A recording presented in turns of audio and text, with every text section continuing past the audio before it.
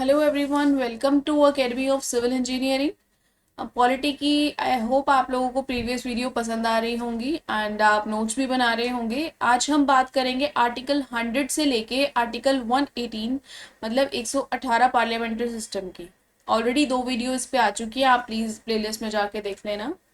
Article 100 बात करता है कि दोनों सदनों में मतदान और कोरम, गण पूर्ति जिसको हिंदी में बोलते हैं, उसके बारे में।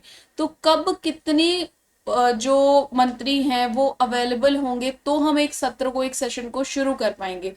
तो 10%, लोकसभा में एट प्रेजेंट 545 है और राज्यसभा में 245 है। अगर इनका 10% यानी कि 55 यहाँ पर और 25 यहाँ पर मिनिमम है तो सेशन स्टार्ट हो जाएगा। अगर इससे कम आए आए हैं तो सेशन को वहीं रोक दिया जाएगा और आगे के लिए पोस्टपोन कर दिया जाएगा। जैसे ही कॉरम पूरा होगा रूटीन में कार्यवाही चलेगी जैसे चलती है। चाहे 55 भी हो जाएंगे लोकसभा में तो भी हर प्रस्ताव पारित होगा, हर अमेंडमेंट जो भी लाना है वो होगा वहां पर। ठीक है। उसके बाद disqualification for the membership of parliament, article 102 बात कर रहा है कि किसी भी लाभ के पद पर अगर है तो उसे पार्लियामेंट या संसद की सदस्यता से हटा दिया जाएगा। उसके मतलब बताया नहीं हुआ है, वो तो शुरू में ही था कि क्वालिफाई तब हो गए आपके कोई और लाभ का पद नहीं होना चाहिए, आपके पास कोई गवर्नमेंट जॉब नहीं होनी चाहिए, लेकिन फिर भी साइड बाय साइड अगर आप कर रहे हो तो उसके बाद आपको डिस्क्वालीफाई कर दिया जाएगा। अनसाउंड माइंड नहीं होना चाहिए, इंसॉल्वेंट दिवालिया नहीं होना चाहिए, अगर किसी अन्य देश की नागरिकता स्वीकार कर ली है या फिर संसद द्वारा बनाए गए जितने भी रूल्स रेगुलेशंस कानून हैं उनके अकॉर्डिंग डिस्क्वालीफाई हो गए हो तो डिस्क्वालीफाइड हो जाओगे उस पद से। इसके बाद डिस्क्वालीफाइड अंडर 10th शेड्यूल, 10वीं अनुसूची पहले से संविधान में नहीं थी, ये 52वीं अमेंडमेंट की गई है जिससे इस अनुसूची को ऐड किया गया है। इसमें बात क्या कह रहे हैं कि दल बदल अगर पॉलिटिकल पार्टी चेंज की है तो भी संसद में अयोग्यता घोषित हो सकती है। इसके अलग अलग से प्रोविजंस हैं, तो आपको सिर्फ इतना देखना है कि दल बदल जो है वो कौन सी आर्टिकल उसके लिए बात करता है। तो 10th शेड्यूल जो 52वें अमेंडमेंट से ऐड ऑन किया गया है।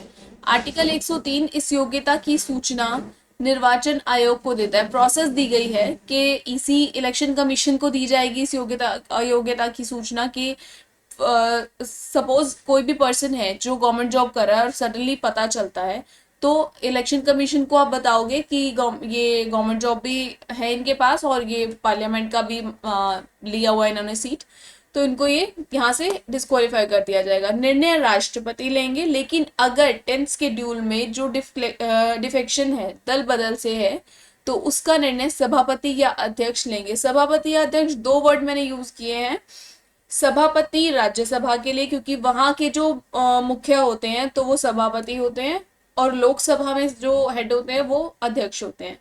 तो अभी दोनों का आपको पता ही है कि लोकसभा के अध्यक्ष ओम बिरला जी हैं और जो हमारे सभापति हैं वो जो उपराष्ट्रपति होते हैं वो होते हैं। ठीक है।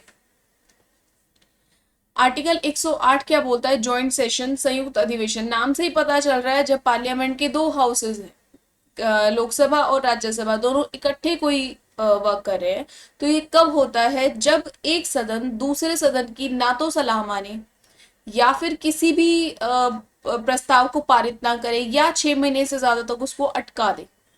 ठीक है। तो जॉइंट अधिवेशन बुलाया जाता है। कौन बुलाता है? राष्ट्रपति। अध्यक्षता कौन करता है? लोकसभा के अध्यक्ष। ठीक है। अब इस चीज का बेनिफिट क्या हुआ एक बार देख लो कि क्या क्या होता है जॉइंट सेशन में। जॉइंट सेशन में जो राज्यसभा की सीटें जाएंगी वो 245 हैं, राज्यसभा में, लोकसभा में 545, तो टोटल 790 हो गई, 790। अब जब कोई भी कानून पारित कराना है जॉइंट सेशन के थ्रू तो 395 वोट अगर आ जाते हैं तो पारित हो जाएगा। लेकिन क्या अकेली लोकसभा ये नहीं ले लेगी? ले सकती है। तो जॉइंट सेशन जब भी आएगा तो फैसला लोकसभा के हाथ में जाएगा। तो जॉइंट सेशन नहीं लाया जा सकता अगर महाभियोग लगाना है, मतलब कोई इम्पीचमेंट करना है किसी के ऊपर। इम्पीचमेंट आप लोगों को बताया था कि एक रूल होता है, किसी भी पर्सन को अगर कोई अयोग्यता है, अगर कोई रीजन है तो आप किसी सीनियर अथॉरिटी पे, जैसे कि किसी सुप्रीम कोर्ट का जज है या उपराष्ट्रपति है, राष्ट्रपति है, इन पर महाभियोग लगाकर इन्हें हटा सकते हैं। लेकिन ये बहुत इजी नहीं होता, ये पारित ही नहीं होता। इसको डिटेल में हम लोग पीछे डिस्कस कर चुके हैं जब हमने राष्ट्रपति पढ़ा था। मनी बिल अगर कोई धन विधेयक आया है तो भी जॉइंट सेशन के थ्रू उसको पारित नहीं किया जा सकता। अगर कोई संशोधन अमेंडमेंट लाना है तो भी नहीं होगा, क्योंकि इन तीनों ही केसेस में सारी की सारी पावर अगर जॉइंट सेशन आया तो चली जाएगी लोकसभा के हाथ में। ठीक है। अब तक संयुक्त अधिवेशन 3 बार आया है, 1961 में, 1978 में और 2001 में। ठीक है।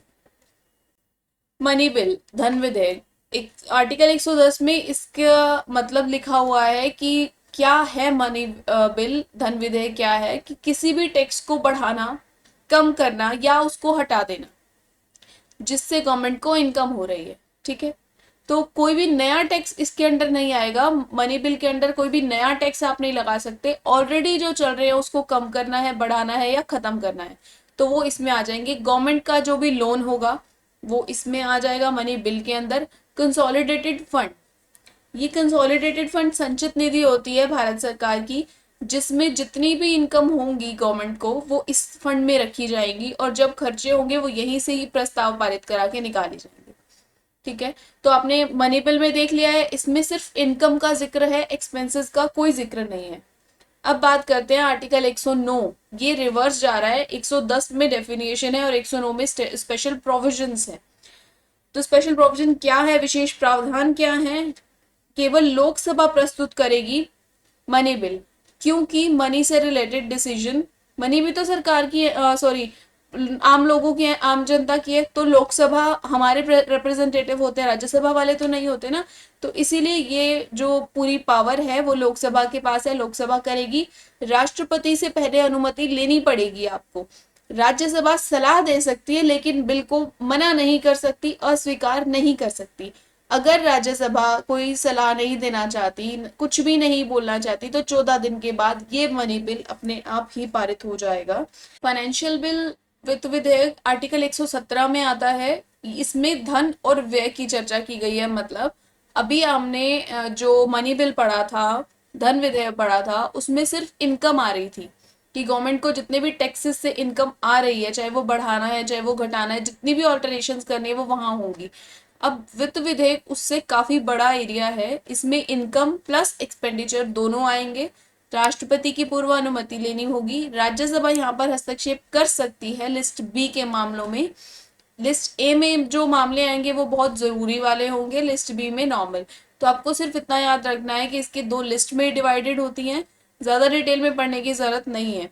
दोनों सदनों से इसको पारित कराना जरूरी है। अगर नहीं होता है तो फिर ज्वाइंट सेशन आएगा और ज्वाइंट सेशन में हमने पीछे पढ़ लिया कि मेन पावर लोकसभा के पास चली जाती है। विधेयक निर्णय जो करते हैं वो अध्यक्ष करते हैं। मतलब अगर वोटिंग हो रही है और अगर दोनों इक्वल जगह पर आ गए हैं तो अपना मत, जो निर्णायक मत होता है, डिसीजन वोटिंग होती है, वो किसकी होगी? लोकसभा के अध्यक्ष की। फिर वो वहां पर वोटिंग करेंगे, अदरवाइज उनको वोटिंग करने का कोई राइट, वो वोटिंग नहीं करते हैं। ठीक है। टाइप ऑफ बिल कितने होते हैं? टाइप ऑफ बिल 4 तरह के होते हैं। संशोधन विधेयक जिसको हम अमेंडमेंट बिल बोलते हैं, ऑर्डिनरी साधारण विधेयक, मनी बिल धन विधेयक, फाइनेंशियल बिल वित्त विधेयक। इन दोनों को हमने पढ़ ही लिया है आर्टिकल 110 और 117 में। ऑर्डिनरी बिल क्या होता है? नॉर्मली हाँ 50% से कोई भी, अगर आपको जैसे कोई भी बिल पारित कराना है, जैसे कि कोई जो एजुकेशन है, एजुकेशन का जो लेवल है, बच्चों की एज अगर उसको कम करना है या बढ़ाना है, मैरिज के लिए लड़के की एज को बढ़ाना है, लड़की की एज को बढ़ाना है, तो वो नॉर्मल बिल में आएगा। ठीक है। 50% से अगर ज्यादा वोटिंग आ जाती है तो ये पारित हो जाएगा। संशोधक विधेयक पारित कराना थोड़ा सा मुश्किल है, क्योंकि संशोधन अगर अमेंडमेंट कॉन्स्टिट्यूशन में हो रही है कोई बिल में, तो वहां पर ये अमेंडमेंट कराने के लिए आपको 2/3 ऑफ मेजोरिटी चाहिए वोटिंग की। प्लस इसका इसका जो असर है वो राज्यों पे भी पड़ेगा। तो स्टेट से भी 51% के आपको वोट आने चाहिए, तब आपको ये अमेंडमेंट कर पाओगे। तो सबसे ज्यादा जो जहां पर चाहिए वोटिंग वो यहाँ चाहिए। ये नॉर्मली हो ही जाएगा, क्योंकि जो गवर्नमेंट लीडिंग पार्टी बैठी है वो इतने परसेंट वोट लेकर ही तो बैठी है। उसके बाद मनी बिल, फाइनेंशियल बिल हम लोगों ने वैसे भी पढ़ लिया है। उसके बाद इसको बिल, एक बिल को ड्राफ्ट करने से लेके उसको कानून बनाने तक का एक अपना ही अलग प्रोसीजर है। ठीक है। तो पहले उसकी ड्राफ्टिंग करी जाती है, किसी जिस भी विभाग का, जिस भी डिपार्टमेंट का, वो बिल प्रस्तुत किया जा रहा है, यहाँ मैं बजट की बात कर रही हूँ, मैं एग्जांपल लेके चलें, तो उस विभाग का मंत्री विभाग उस बिल को ड्राफ्ट करेगा। ठीक, उसके बाद उसको संसद में प्रस्तुत किया जाएगा, इंट्रोड्यूस किया जाएगा, उस पर डिस्कशन होगी, उसके ऑपोजिशन पार्टी कुछ बोलेगी, लीडिंग पार्टी कुछ बोलेगी, उनकी बहुत बहस होगी, वोटिंग होगी, एट द एंड वो या तो पारित हो जाएगा या फिर रह जाएगा, एक डिसीजन होगा। हम सपोज करते हैं कि वो पारित हो गया दोनों सदनों में, पहले यहाँ हो गया, उसके बाद हम दूसरे सदन में भेजेंगे पारित होने के लिए, फिर वो जाएगा प्रेसिडेंट के पास, राष्ट्रपति के पास हस्ताक्षर के लिए। हमने पहले ही इस चीज की अनुमति दे दी थी, तो अब राष्ट्रपति हस्ताक्षर करके जब अगर वो कर देते हैं तो बिल अधिनियम बन जाएगा। ठीक है, लेकिन उनके पास पावर है कि वो हस्ताक्षर करने से मना नहीं कर सकते हैं, लेकिन वो पुनर्विचार के लिए वापस लौटा सकते हैं या फिर उसको वहीं रोक सकते हैं और बिल को हटा ही सकते हैं। ठीक है, पढ़ लेते हैं वेटो पावर क्या है। रोकने की पावर होती है प्रेसिडेंट को, एब्सोल्यूट विटो पूर्ण विटो पावर होती है, राष्ट्रपति विधेयक या बिल को पूर्णतः अस्वीकार कर देते हैं कि करना ही नहीं है। ठीक है, तो ये तो वहां आता है। उसके बाद आता है सस्पेंसिव विटो। सस्पेंसिव का हमें पता है कि सस्पेंड कर दिया, थोड़ा सा आगे कर दिया, पुनर्विचार के लिए वापस लौटा दिया है। अब राज्यसभा या संसद, सॉरी मैं संसद का नाम लूंगी, अब संसद चाहे तो एज इट इज अगर राष्ट्रपति को दे देती है इस बिल को कि आपको ऐसे ही पारित करना है, तो उनको पारित करना पड़ेगा।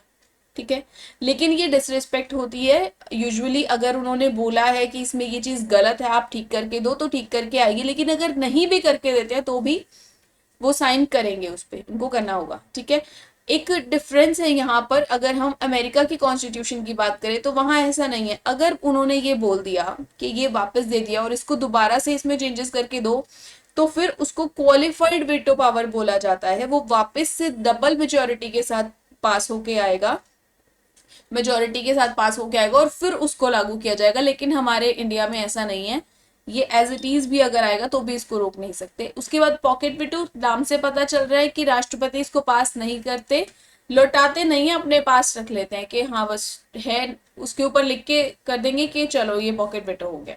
ठीक है, तो ये 3 पावर्स होती हैं। उसके बाद बजट, आर्टिकल 112। आर्टिकल 112 में बजट नाम का नाम के बारे में नहीं बोला गया है, एनुअल फाइनेंशियल स्टेटमेंट बोला गया है। एनुअल फाइनेंशियल स्टेटमेंट से आपको मतलब समझ में आ रहा है, एनुअल साल की, फाइनेंशियल मनी से रिलेटेड, स्टेटमेंट एक चिट्ठा। ठीक है, तो इसमें होता क्या क्या है, गवर्नमेंट ऑफ इंडिया, भारत सरकार के जितने भी एस्टिमेटेड रेवेन्यू है आने वाले साल में हमें यहाँ से इनकम होगी, प्लस यहाँ हम खर्चा करेंगे। हम हर साल देखते हैं फेब में फेब मार्च में बजट आता है हमारे पास, ये वही हम बस इसको थियोरिटिकल पढ़ लेंगे। हमें पता है कि जो वित्त मंत्री होते हैं यूजुअली वो बजट सुनाते हैं कि हम इस डिपार्टमेंट को इतना पैसा देंगे, इस डिपार्टमेंट को इतना देंगे, यहाँ इतने प्रोजेक्ट स्टार्ट होंगे, वहां पुल बनेगा, वहां सड़कें बनेंगी। तो ये यही सिर्फ एक प्लानिंग होती है, आप बोल सकते हो उसको कि प्रपोजल, प्लानिंग, कुछ भी बोल सकते हो कि नेक्स्ट ईयर हम क्या क्या करेंगे। ठीक है, तो वित्त मंत्री, मंत्रिमंडल बजट को अंतिम रूप देते हैं। ठीक है, revenue plus expenditure consolidated fund से निकाले जाते हैं, वहीं पर ही डाले जाते हैं, ये भी हम पढ़ चुके हैं। अब यहाँ इस कंसोलिडेटेड फंड से कौन कौन सी जो एक्सपेंसेस है वो किए जाते हैं, salary, pension, allowances of president and जजेस ऑफ सुप्रीम कोर्ट, इन सबकी सैलरी जाती है। लोन कोई अगर गवर्नमेंट ऑफ इंडिया पे है, उसके अलावा ये जो सभापति, अध्यक्ष, उपसभापति, उपाध्यक्ष की सैलरी होती है, ये इसके अलावा जितने भी प्रोविजन कॉन्स्टिट्यूशन में है वो सारे एक्सपेंसेस कंसोलिडेटेड फंड से जाएंगे। आर्टिकल 113 बात करता है कि प्रोसीजर क्या है एस्टिमेट्स बताने का। अब हमने बजट बता दिया, लेकिन एस्टिमेट भी तो होगा ना। अब मुझे कोई मैंने बजट पेश कर दिया माना, तो मैंने किसी भी पुल के लिए बता दिया कि हमने यहाँ हिसार में पुल बनाना है। ठीक है, अब हिसार में पुल बनाने के लिए कितना खर्चा आएगा, वो एस्टिमेशन, प्राकलन हिंदी में इसको बोलते हैं, प्रा मतलब पहले, आकलन उसका कैलकुलेशन। ठीक है, तो उससे रिलेटेड प्रोविजन 113 में है। 112 में बता दिया आपको कि बजट पेश करना है, बजट के बाद एस्टिमेशन दो आपको कि हमारी कुल लागत इतनी आएगी। उसके बाद अभी भी काम खत्म नहीं हुआ है, अब आपको पैसा नहीं मिला है, पैसा मिलेगा आपको अप्रोप्रिएशन बिल से। अप्रोप्रिएट बिल जब आप पास कराओगे 51% से ये पास होगा। ठीक है। और जो आर्टिकल 13 में एस्टिमेट्स होंगे, इसके अलग से एक समिति बनेगी जो एस्टिमेट्स करती है। ठीक है। 113 में जो भी एस्टिमेट हुआ, प्राकलन हुआ, उसके लिए पैसा विनियोग विधेयक यानी कि अप्रोप्रिएट बिल से पारित होगा, तभी वो पैसा निकलेगा कंसोलिडेटेड फंड से। ठीक है, इसके बिना नहीं निकलेगा। आर्टिकल 114 बहुत इंपॉर्टेंट है, अगर पैसा निकालना है तो यहीं से निकलेगा, अदरवाइज नहीं निकलेगा। तो राष्ट्रीय धन का संरक्षण, संसद एक एमसीक्यू मैंने डाल दिया बस कि एक एग्जाम में आया हुआ था, तो अगर राष्ट्रीय धन का रक्षक पूछा जाए तो वो संसद होती है, क्योंकि अगर विधेयक पारित नहीं होगा, बिल पारित नहीं होगा, तो आप कोई भी पैसा नहीं निकाल पाओगे। ठीक है। सप्लीमेंट्री ग्रांट, नाम से पता चल रहा है अगर कोई प्रोजेक्ट स्टार्ट कर दिया है, ठीक है, और उसके लिए पैसा कम पड़ रहा है, तो आप उसके लिए सप्लीमेंट्री ग्रांट मांग सकते हो जब एस्टिमेशन से ज्यादा खर्चा हो जाए। ये यूजुअली कब होता है, जब कोई किसी भी चीज को बनने में, अब जैसे पुल वगैरह है या कोई रेलवे लाइन लगानी है, तो वो 2 या 3 साल का काम होता है। एक ही साल में, 2 या दिन में, कुछ महीनों में नहीं पूरा होता, काफी 10-10 साल भी लग जाते हैं कई बार किसी पुल को बनने में। तो महंगाई जैसे जैसे बढ़ेगी तो खर्चा भी उतना ही होगा, तो कभी कभी जो दी गई राशि है वो कम पड़ जाती है, तो आप सप्लीमेंट्री ग्रांट ले सकते हो। उसके बाद वोट ऑन अकाउंट।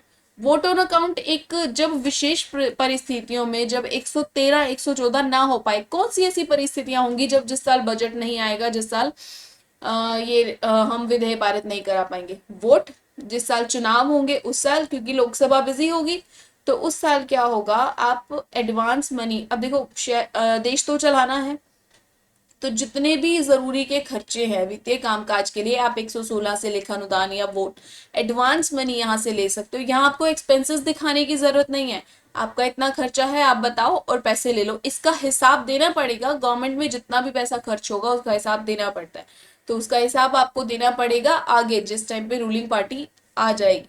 ठीक है। बजट अब 3 तरह का होता है, जनरल बजट, आम बजट, उसके बाद मिनी बजट आता है जिसको अंतरिम इंटीरियम बजट जो भी बोल सकते हो आप, वोट ऑन अकाउंट जो हमने अभी पढ़ा एडवांस मनी। इन तीनों में डिफरेंस देख लो, आपको क्लियर हो जाएगा कि क्या कुछ है। आम बजट हमें पता है पूरे साल का होता है, इंटीरियम बजट या मिनी बजट नाम से पता चल रहा है छोटा बजट होता होगा, शॉर्ट टर्म के लिए आता होगा, है ना।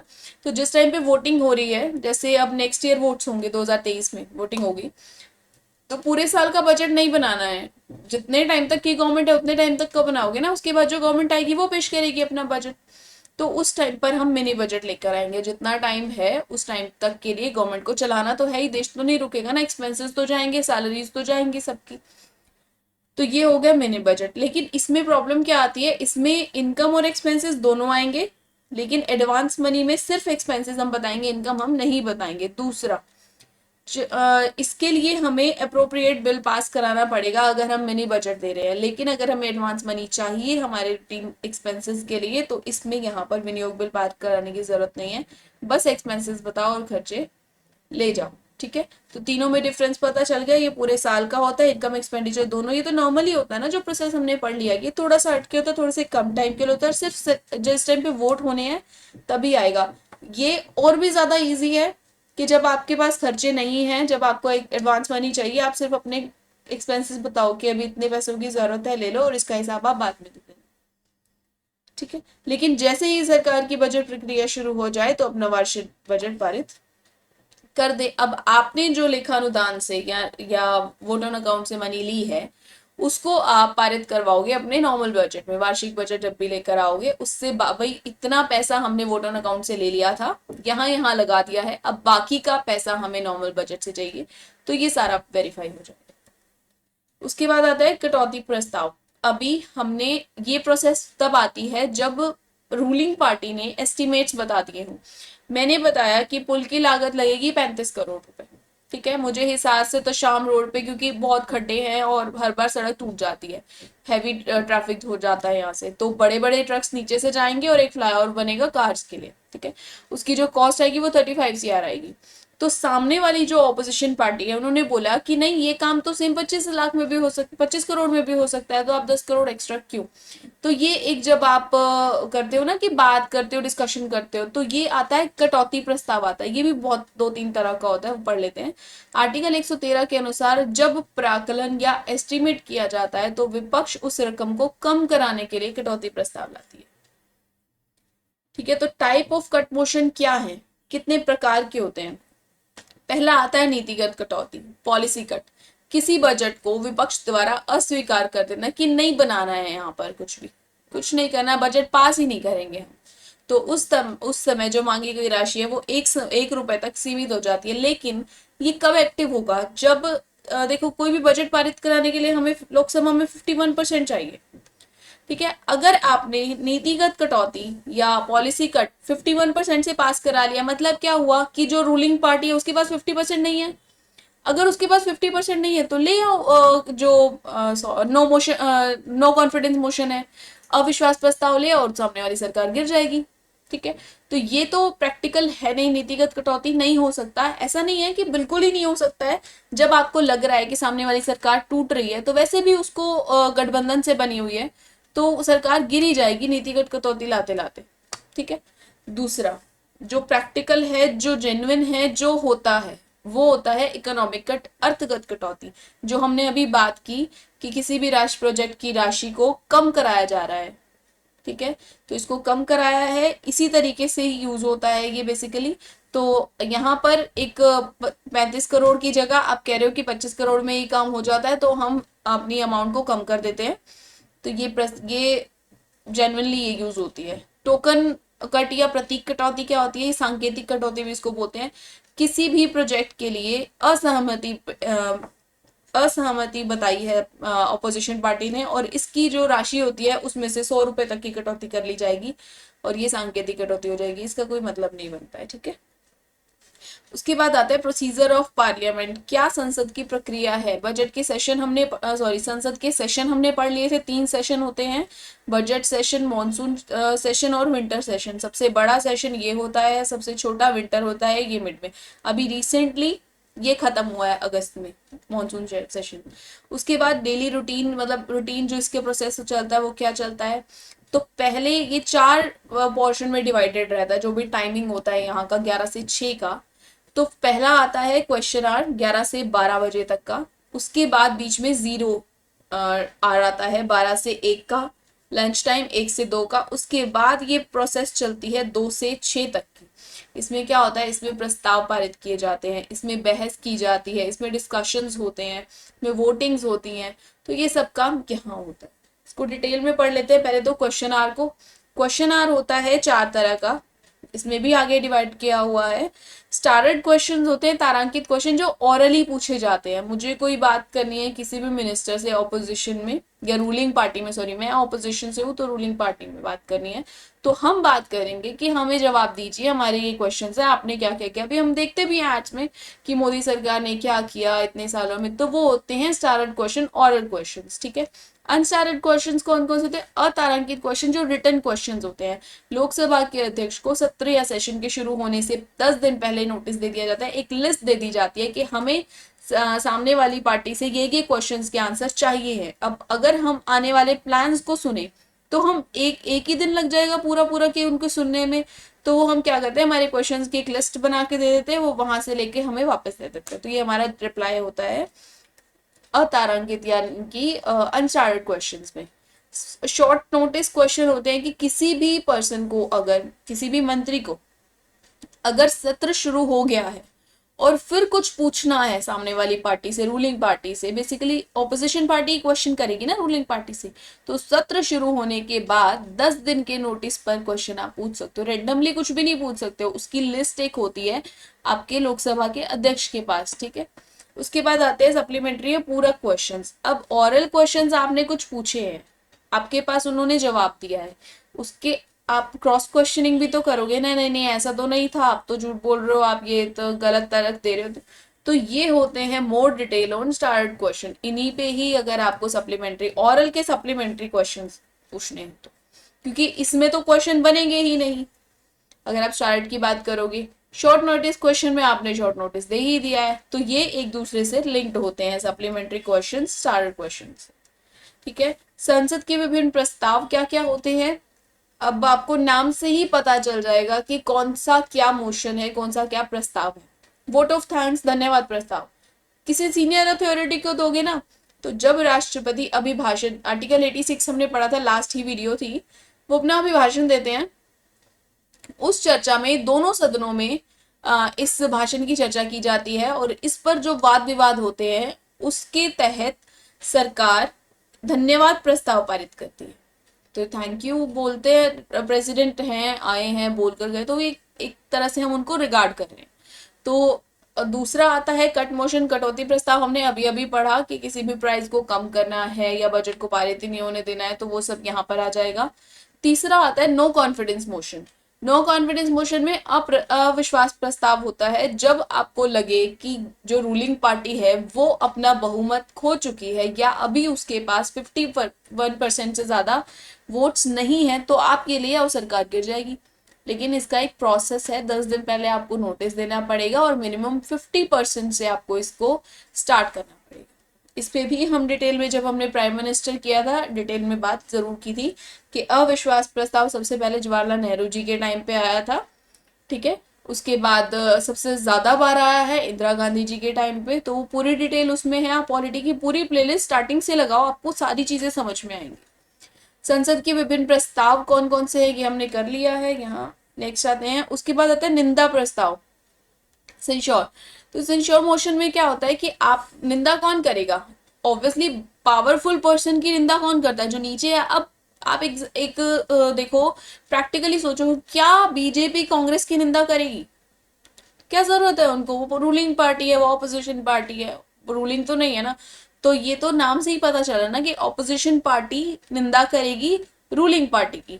तो सरकार के किसी मंत्री या मंत्री परिषद के विरुद्ध आप अगर विपक्ष में निंदा प्रकट करना चाह रहे हो, विपक्ष पार्टी निंदा प्रकट करती है, तो ये प्रस्ताव पारित करती है। लेकिन अगर ये प्रस्ताव पारित हो गया तो उस पर्टिकुलर मंत्री या पूरी की पूरी परिषद को त्याग पत्र देना पड़ सकता है, उसके बाद कोई और मंत्री आएंगे, लेकिन सरकार नहीं गिरेगी। यहाँ पे ये चीज याद रखना कि अब एक क्वेश्चन है, मैं आपको एक बताती हूँ, आपको क्यों मैं ये सारे प्रस्ताव बता रही हूँ। ये ऐसे डायरेक्ट नहीं आते, आपको एक ऑप्शन को अगर रिमूव करना है, एलिमिनेट करना है, तो भी आपको इन सब का पता होना चाहिए। फॉर एग्जाम्पल, ऐसा कौन सा प्रस्ताव है जिससे सरकार गिर सकती है, आपको आंसर नहीं पता, लेकिन आपको ये पता है ना कि निंदा प्रस्ताव में सरकार नहीं गिरेगी, सिर्फ मंत्री परिषद चेंज होंगे।